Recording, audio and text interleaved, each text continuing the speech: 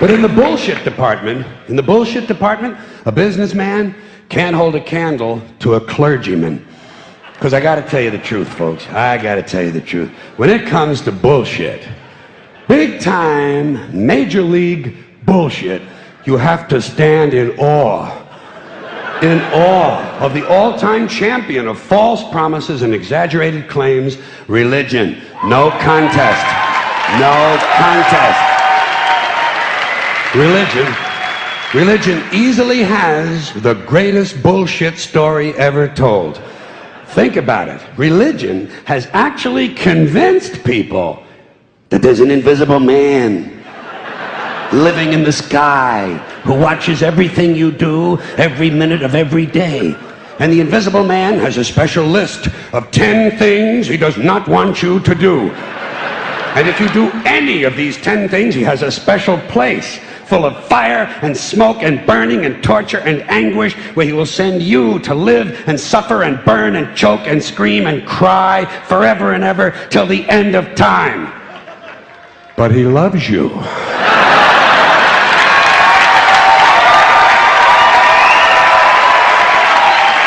He loves you.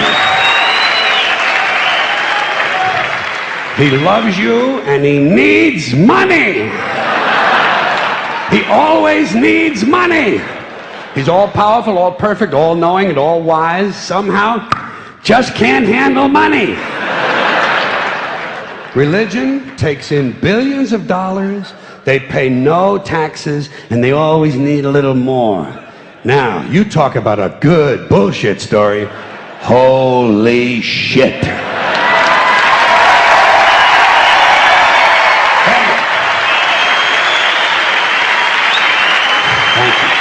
But, thank you.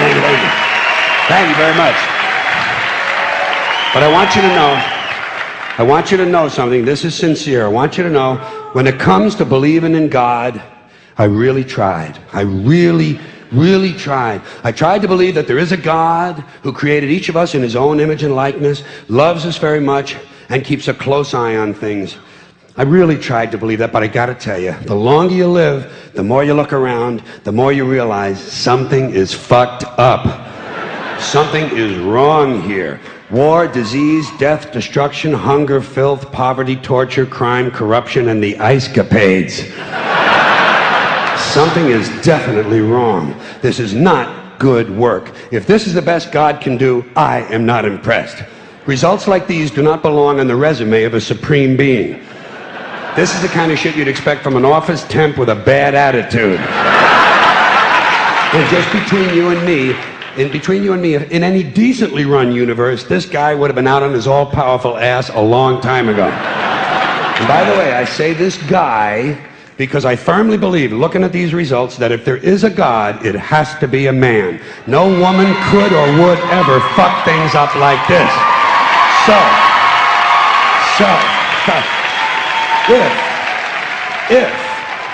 If there is a God, if there is, I think most reasonable people might agree that he's at least incompetent and maybe, just maybe, doesn't give a shit. Doesn't give a shit, which I admire in a person and which would explain a lot of these bad results. So rather than be just another mindless religious robot, mindlessly and aimlessly and blindly believing that all of this is in the hands of some spooky, incompetent father figure who doesn't give a shit, I decided to look around for something else to worship, something I could really count on. And immediately, I thought of the sun. Happened like that. Overnight, I became a sun worshiper. Well, not overnight. You can't see the sun at night. But first thing the next morning, I became a sun worshiper. Several reasons. First of all, I can see the sun, okay? Yeah. Unlike some other gods I could mention, I can actually see the sun. I'm big on that. If I can see something, I don't know, kind of helps the credibility along, you know?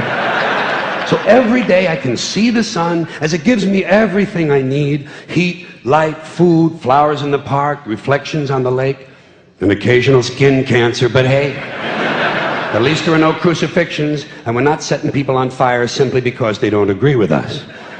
Sun worship is fairly simple. There's no mystery, no miracles, no pageantry. No one asks for money. There are no songs to learn. And we don't have a special building where we all gather once a week to compare clothing. And the best thing about the sun, it never tells me I'm unworthy. Doesn't tell me I'm a bad person who needs to be saved. Hadn't said an unkind word. Treats me fine. So I worship the sun. But I don't pray to the sun. Know why? I wouldn't presume on our friendship. It's not polite. I've often thought people treat God rather rudely, don't you? Asking trillions and trillions of prayers every day, asking and pleading and begging for favors. Do this, give me that, I need a new car, I want a better job. And most of this praying takes place on Sunday, his day off. It's not nice, and it's no way to treat a friend. But people do pray, and they pray for a lot of different things. You know, your sister needs an operation on her crotch. Your brother was arrested for defecating in a mall. But most of all, you'd really like to fuck that hot little redhead down at the convenience store. You know, the one with the eye patch and the club foot, huh? Can you pray for that? I think you'd have to. And I say, fine, pray for anything you want. Pray for anything. But what about the divine plan? Remember that? The divine plan. Long time ago, God made a divine plan. Gave it a lot of thought, decided it was a good plan, put it into practice. And for billions and billions of years, the divine plan has been doing just fine. Now you come along and pray for something. Well, suppose the thing you want isn't in God's divine plan. What do you want him to do? Change his plan? Just for you? Doesn't it seem a little arrogant? It's a divine plan. What's the use of being God if every rundown schmuck with a $2 prayer book can come along and fuck up your plan? And here's something else, another problem you might have. Suppose your prayers aren't answered. What do you say? Well, it's God's will. Thy will be done. Fine, but if it's God's will and he's going to do what he wants to anyway, why the fuck bother praying in the first place? Seems like a big waste of time to me. Couldn't you just skip the praying part and go right to his will? It's all very confusing. So to get around a lot of this, I decided to worship the sun. But, as I said, I don't pray to the sun. You know who I pray to? Joe Pesci. Joe Pesci. Joe Pesci. 2 reasons. First of all, I think he's a good actor, okay? To me, that counts. Second, he looks like a guy who can get things done. Joe Pesci doesn't fuck around. Doesn't fuck around. In fact, Joe Pesci came through on a couple of things that God was having trouble with. For years, I asked God to do something about my noisy neighbor with the barking dog. Joe Pesci straightened that cocksucker out with 1 visit. It's amazing what you can accomplish with a simple baseball bat. So I've been praying to Joe for about a year now, and I noticed something. I noticed that all the prayers I used to offer to God and all the prayers I now offer to Joe Pesci are being answered at about the same 50% rate. Half the time I get what I want, half the time I don't. Same as God, 50-50. Same as the 4-leaf clover and the horseshoe, the wishing well and the rabbit's foot. Same as the mojo man. Same as the voodoo lady who tells you your fortune by squeezing the goat's testicles. It's all the same, 50-50. So just pick your superstition, sit back, make a wish, and enjoy yourself. And for those of you who look to the Bible for moral lessons and literary qualities, I might suggest a couple of other stories for you. You might want to look at The 3 Little Pigs. That's a good one. Has a nice, happy ending. I'm sure you'll like that. Then there's Little Red Riding Hood, although it does have that X-rated part where the big bad wolf actually eats the grandmother, which I didn't care for, by the way. And finally, I've always drawn a great deal of moral comfort from Humpty Dumpty. The part I like the best, all the king's horses and all the king's men couldn't put Humpty Dumpty back together again.